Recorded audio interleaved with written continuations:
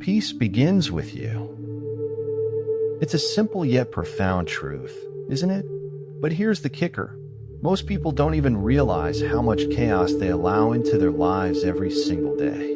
Whether it's through the words they speak, the choices they make, or even the thoughts they entertain, the cycle of harm, both given and received, feels endless. And let's be honest, it's exhausting. What if I told you there's a way to break free from all of this? A way to not just stop the cycle, but replace it with something transformative. Real peace, real purpose, real change. The ancient concept of Ahimsa isn't just a relic of the past. It's a powerful, practical philosophy that holds the key to living without harm, in every sense of the word. In today's video, you're going to learn how to weave Ahimsa into your everyday life. Each step is designed to help you cultivate inner peace, strengthen your relationships, and align your actions with the kind of world you truly want to live in. Before we dive into these life-changing lessons, don't forget to hit that like button and subscribe to the channel. Let's build a community rooted in wisdom and growth. Ready to transform your life? Let's get started. Lesson 1. Cultivate inner peace. Imagine carrying a backpack filled with rocks everywhere you go. Each rock represents a grudge, a regret, or a moment of anger you've held on to. Now, wouldn't it feel amazing to drop that weight? That's exactly what cultivating inner peace does. It frees you from the mental baggage that drags you down. Inner peace isn't just for monks meditating on mountaintops. It's for anyone who's tired of letting life's chaos control them. Take Sarah, for example. She used to wake up every morning stressed, her mind already racing through her to-do list. But then she started a simple practice. She dedicated 5 minutes each morning to silence. No phones, no emails, no distractions. In that quiet space, she let her mind settle, and over time, it changed her entire outlook. You don't need a fancy retreat to do this. Try this tomorrow. Sit somewhere comfortable, close your eyes, and focus on your breathing. Let each inhale fill you with calm, and each exhale release the tension. You'll feel a difference, even if it's subtle. Over weeks, you might notice you're less reactive when someone cuts you off in traffic or when things don't go your way. Inner peace is like a shield. It doesn't stop the storms, but it keeps you steady in the rain. And once you master it, you'll find yourself ready for something even deeper. Lesson 2. Practice nonviolence in words.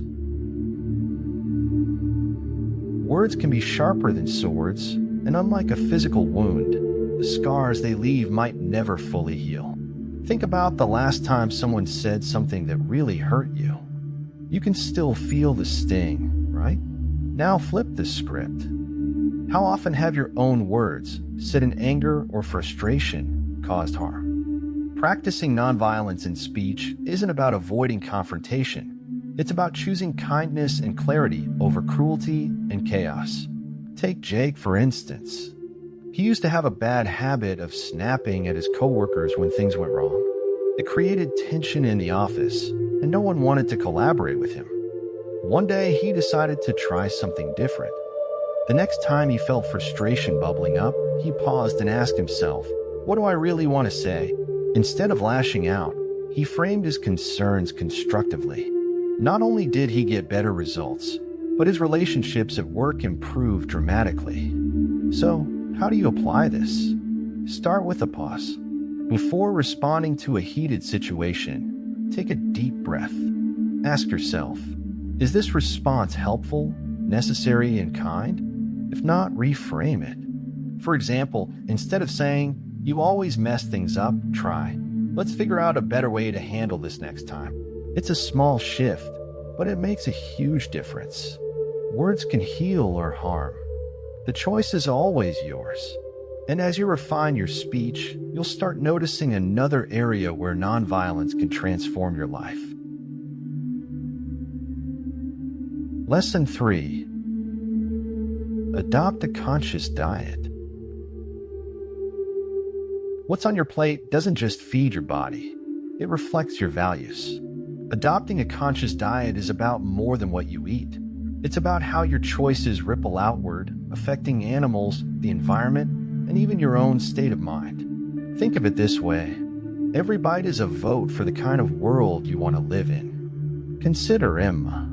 She loved fast food, but after watching a documentary about factory farming, she felt a deep sense of discomfort. Instead of ignoring it, she made a commitment to change. She started small, one vegetarian meal a week.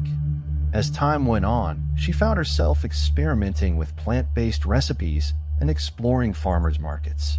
Not only did she feel healthier, but she also felt more aligned with her values of compassion and respect for life.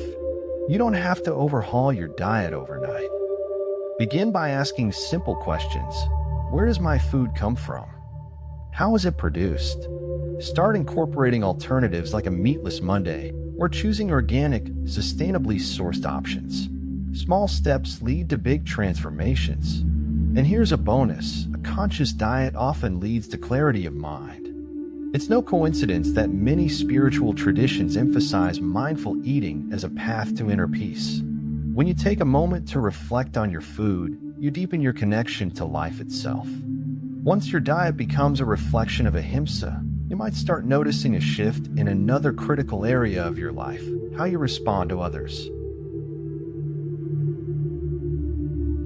Lesson 4. Respond with compassion to conflict. Conflict is inevitable. Whether it's a heated argument with a partner, a disagreement at work, or even a stranger's rude comment, we all face moments of tension. But here's the secret. How you respond can either pour water on the fire or gasoline. Compassion is the water, and when you use it, you're not just de-escalating the conflict, you're transforming it. Think about James, a manager at a busy tech company. One day, a frustrated employee stormed into his office, yelling about an unfair deadline. Instead of snapping back or defending himself, James paused, listened, and said, "I hear you. Let's figure this out together." That simple act of empathy shifted the tone immediately. The employee felt understood, and together they found a solution that worked for both. So, how can you practice this? Start by pausing. When someone lashes out, resist the urge to react instantly. Take a breath and ask yourself, what might they be going through? Respond with words that show you care, like, "I can see this is important to you," or "Let's work through this." Compassion doesn't mean you agree with them. It means you value their perspective enough to respond with kindness. Over time, this approach not only diffuses conflicts, but strengthens relationships. People will begin to trust you more, seeing you as someone who brings calm to chaos.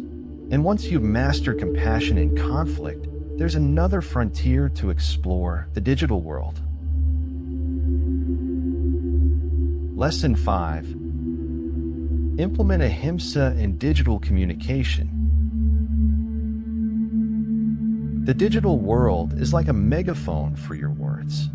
Every comment, message, or post has a potential to uplift or tear down. Sadly, it's far too easy to forget that there are real people on the other side of the screen. But here's the good news. Implementing Ahimsa in your digital communication can turn the internet into a force for good. Let's look at Olivia. She used to vent her frustrations online, firing off angry tweets and commenting harshly on posts she disagreed with. One day, she realized how toxic it had become, not just for others, but for her own mental health. She decided to make a change. Instead of reacting, she began reflecting. Before posting, she asked herself, will this contribute positively? Now her comments encourage conversation, not confrontation, and her online presence has become a source of inspiration. Want to try this yourself? Start with a simple rule: pause before you post. When you feel the urge to write something in anger or frustration, step back. Think about how your words might impact others. If they won't add value, consider rephrasing or not posting at all. You can also practice posting intentionally positive messages, sharing stories or ideas that inspire growth and understanding. The ripple effect of kindness online is powerful. Just one thoughtful comment can brighten someone's day or even change their perspective. And as you cultivate nonviolence in the digital space, you'll find it naturally spilling over into other areas of your life, like how you treat the world around you. Lesson 6. Promote sustainability and protect the environment. Imagine this: every choice you make today shapes the world of tomorrow. Whether it's the food you eat, the products you buy, or the waste you produce, your actions echo far beyond what you can see. Ahimsa isn't just about kindness to people, it's about extending that compassion to the planet itself. Take Mia, for example. She used to throw away plastic bottles without a second thought and never paid much attention to where her food came from. Then she watched a documentary about ocean pollution and something clicked. She started carrying a reusable water bottle, shopping with cloth bags, and even growing some of her own vegetables. These small shifts didn't just reduce her impact on the planet, they gave her a sense of purpose and connection. What about you? How can you bring Ahimsa into your relationship with the environment? Start by making simple swaps, reusable bags instead of plastic, a plant-based meal once a week, or supporting local farmers over mass-produced goods. Reduce your waste, recycle when you can, and most importantly, be mindful of how your lifestyle choices affect the natural world. When you care for the environment, you're practicing nonviolence on a grand scale.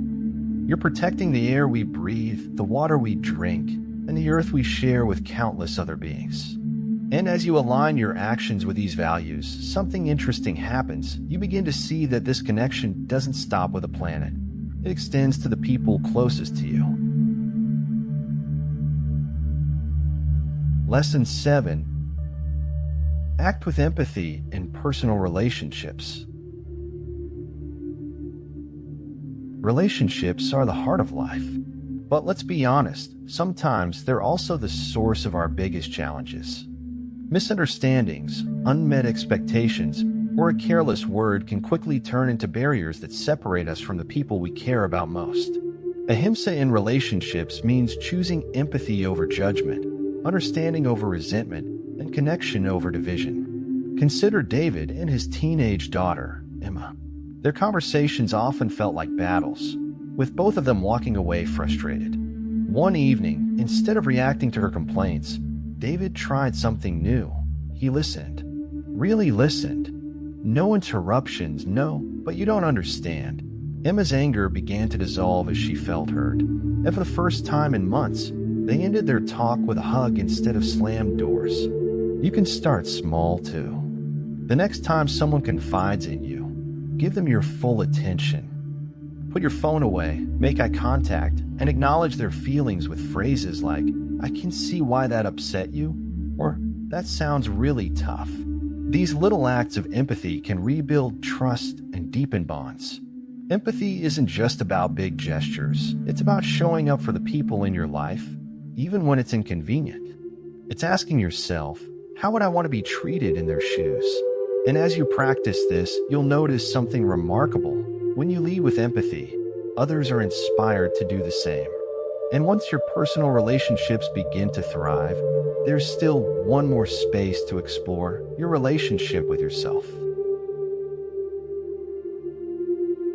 Lesson 8. Practice self-ahimsa through self-care. How often do you speak to yourself with a kindness you show others? If you're like most people, probably not as often as you should. We're our own toughest critics, and the violence we inflict on ourselves through harsh words, relentless pressure, and neglect can be the most damaging of all. Self-ahimsa is about breaking that cycle and treating yourself like someone you love. Think of Anna, a perfectionist who juggled work, family, and personal goals without ever taking a break. She often felt exhausted and defeated, but she pushed herself harder, thinking rest was a luxury she couldn't afford. One day, after nearly burning out, she decided to change. She started carving out 15 minutes a day to journal her thoughts, took one evening a week to relax without guilt, and replaced her inner critic with words of encouragement. Slowly but surely, she rediscovered her energy and self-worth. You can start practicing self-ahimsa today. Begin by paying attention to your inner dialogue. Would you say those words to a friend? Replace criticism with compassion. If you're overwhelmed, allow yourself to rest without feeling guilty. Set aside time for activities that nourish your body and mind, like walking in nature, reading something uplifting, or simply sitting in stillness. Remember, self-care isn't selfish. When you treat yourself with kindness, you recharge your ability to be present and compassionate toward others. It's like the instructions on an airplane: put your oxygen mask on first so you can help those around you. And once you've embraced self-compassion, you'll find it easier to incorporate ahimsa into every aspect of your daily life. Lesson 9. Incorporate ahimsa into daily habits. It's the small, everyday choices that define a life aligned with ahimsa. You don't need grand gestures or radical changes to practice nonviolence. Instead, focus on weaving this principle into your daily habits. Over time, these seemingly minor actions create a ripple effect, spreading kindness and compassion in ways you might never have imagined. Take Liam, for example. He decided to start his mornings differently, not scrolling through social media, but by practicing gratitude. Each day, he wrote down 3 things he was thankful for and set an intention to approach challenges with patience. At work, he made an effort to thank his colleagues sincerely and even started carrying an extra reusable bag to reduce waste during his grocery runs. These small changes didn't just make him feel more at peace, they inspired those around him to adopt similar habits. How can you do the same? Start by reviewing your daily routine. Are there moments where you could make more mindful choices? Maybe it's turning off unnecessary lights to conserve energy or walking instead of driving short distances. Perhaps it's sending a quick message of appreciation to someone who helped you recently or choosing to smile at a stranger. These habits might seem trivial, but they're powerful. They reinforce a mindset of kindness and interconnectedness. And when you live this way consistently, something magical happens. You start to see how every choice, no matter how small, brings you closer to living a life of harmony. Now that we've explored the many dimensions of ahimsa, let's reflect on how these lessons could transform not just your life, but the world around you. So here's the real question. Now that you've uncovered the power of ahimsa, what's stopping you from applying it? Each lesson you've learned today is more than just an idea. It's a practical step toward transforming your life. Whether it's cultivating inner peace, embracing compassion in conflict, or making mindful choices every day, these changes don't just affect you. They ripple out into the world around you. Ask yourself, what small habit can I start today to practice nonviolence? Will you choose kinder words in your next conversation? Maybe pause before you post something online. Or perhaps make a choice that shows respect for the planet. Whatever it is, remember, the transformation starts with you. If you're ready to go deeper, let me share a powerful resource with you, the Bhagavad Gita. It's a timeless guide that dives into principles like ahimsa and so much more. And guess what? It's super affordable on Amazon, and you'll find the link pinned in the first comment below. Don't miss out, it's worth every penny. Thank you for watching and for being part of this journey toward a more peaceful and purposeful life. If you're eager to continue learning, click the card on the screen for the next video. Trust me, it's packed with insights you won't want to miss. And don't forget to like, subscribe, and turn on notifications to stay updated with all our future content. Your journey toward a life of harmony starts now. See you in the next one.